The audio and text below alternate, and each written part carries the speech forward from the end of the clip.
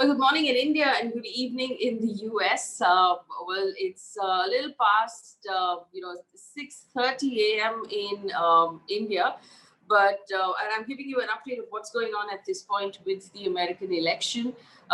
Joe Biden has gained ground from President Trump in Georgia and Pennsylvania. His lead is diminished in Arizona, though, and Trump has lost court cases in Georgia and Michigan and has had a small win in Pennsylvania, but he did have a press conference, a brief press conference, where he didn't take any questions, but he made statements, and his statements were largely about the fact that he said the votes that are being counted right now are fake, that they should stop counting, his observers are not being allowed to observe, and the counting is effectively being run by Democrats in these states. The American media has been fact-checking him a great deal, saying that none of these statements are substantiated and a lot of them are false. It actually just boils down to Pennsylvania right now, because if Trump loses Pennsylvania, then he's out of the race. Whereas if Biden loses Pennsylvania at this point, he can still win if he wins a few other states. So that's where it is, but it's going to be a while before we find out what's going on. And joining me right now is Jacqueline Alemany. She's the political reporter at the Washington Post and the author of the Power Up newsletter. Jacqueline, thank you for giving us time. It's obviously, a long, drawn-out election, but for the rest of the world, at least in India, we're wondering how long is this going to take? Well, we were prepared for this to potentially take weeks, maybe months, but this is election season in the U.S.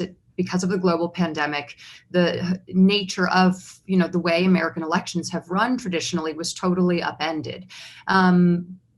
We knew we never were going to know the final tally and the results of this contentious election on election night. And that's because, a huge majority of Americans, for the first time really in history, set a record in the amount of mail-in ballots that they cast.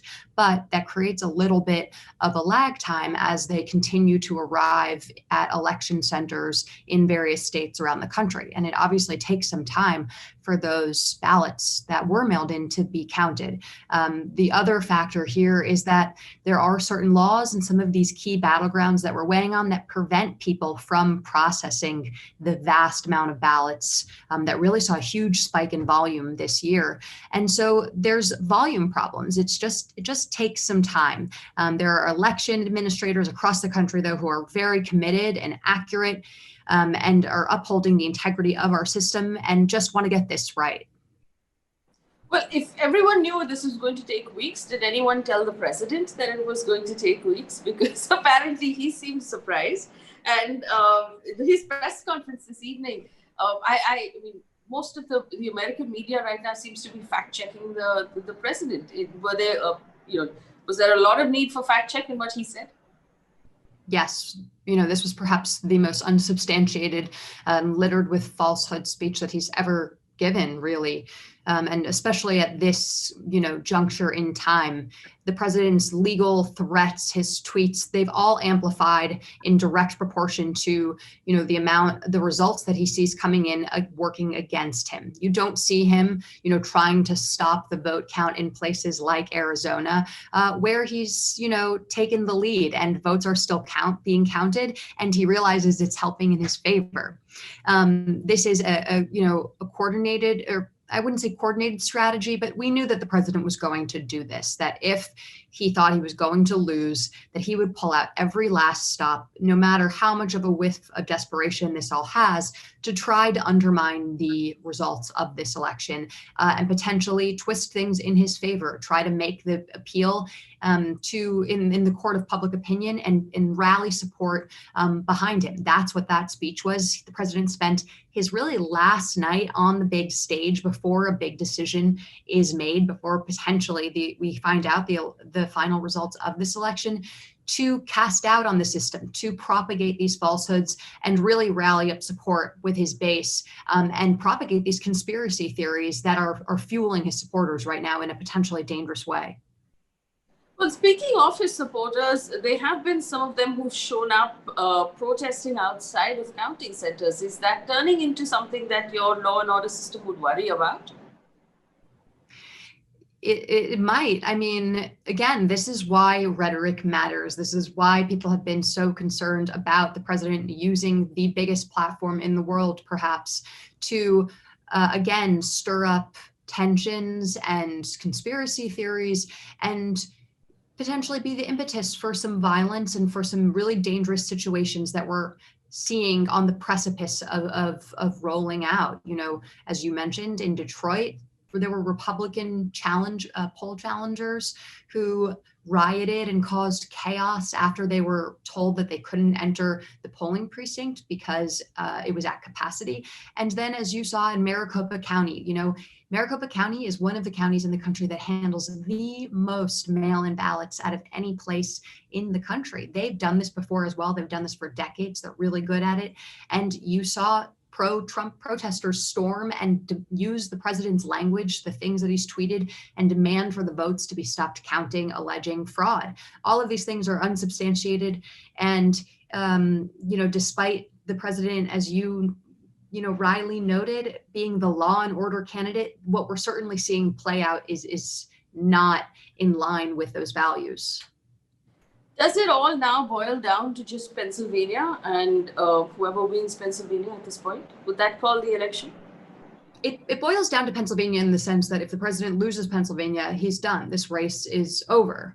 Joe Biden, however, can lose Pennsylvania. And if he wins a handful of other states, he still has a path to victory. Joe Biden has far more paths to victory right now than the president does. And that's why you're really seeing this last ditch attempt for, the president making a play for some of these legal threats in order to prevent a place like Pennsylvania being called, which will just put him out of the race. And what we're seeing right now is as these tallies are being finalized and finished, this blue shift is expanding. And that's what we knew what would happen all along. The election would start with a red mirage because of the amount of Republicans that voted in person and on election day. And it's ending now with a counting of mail-in ballots that are, again, skew towards Democrats who really pushed the use of mail-in ballots during this pandemic during this election that was held in a pandemic. So Donald Trump keeps talking about legal options or legal recourse and the fact that he's going to go to courts and he's going to do whatever needs to be done. How many options does he have left from where he's standing right now? The president doesn't have many options. And that's why you're seeing, again, as I said, Democrats, voting rights experts, and, even some Republicans who are cautioning the media about amplifying some of this legal bluster is what they're calling it. There are some recounts that are legally permitted, like in Georgia and Wisconsin. We're definitely probably going to see recounts there. But it's unlikely that they're actually going to make a difference. And as for these lawsuits that the Trump campaign is threatening and the president himself, we haven't actually seen anything filed yet in some of the states where he's claiming that there has been, inappropriate behavior and pointing out, extrapolating these very small instances that are so far unsubstantiated that these legal appeals would be based on. So it's, the president's path forward in terms of lawsuits is tricky. The, doomsday scenario that I think people are worried about, but not talking about it isn't really a point of discussion right now, is in a place like Pennsylvania, which has a Republican legislature, if they would then just hand pick and appoint electors that are Republicans and upend the will of the people and the popular vote. But again, that's doomsday. We're not near that.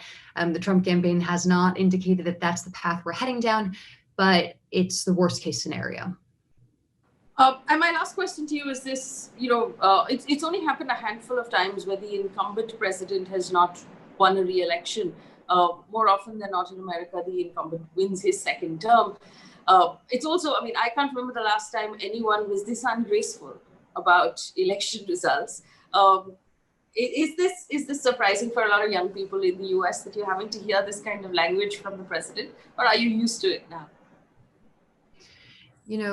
I do think we're used to it, but unfortunately that doesn't make it any, I think, less disappointing, whether you're a Democrat or a Republican, to see small d democracy and those values undermined from someone who has such an important platform and such influence over the American people and the world, really. But this is the behavior that we expected from this president. He hates being a loser more than anything, regardless of how ungracefully he might act in order to prevent, hitting that status. But unfortunately for him, at the end of the day, there are some things that are just out of his control. What was actually in his control leading up to the election was his campaigning, his behavior, his rhetoric, his handling of the coronavirus pandemic. And he instead chose to eschew any discipline, much to the chagrin of people I talked to today who've already started pointing fingers at other campaign officials and people close to the president and at the president himself for not being on message, not having a message, and just not being disciplined and really, I think, putting the ball through the net here. All right, Jacqueline, thank you so much for joining us. I do hope we can continue having conversations as this progresses. Obviously, we're a long way off before we know which way this is going. That'd be great. Thanks so much for having me. Thank you.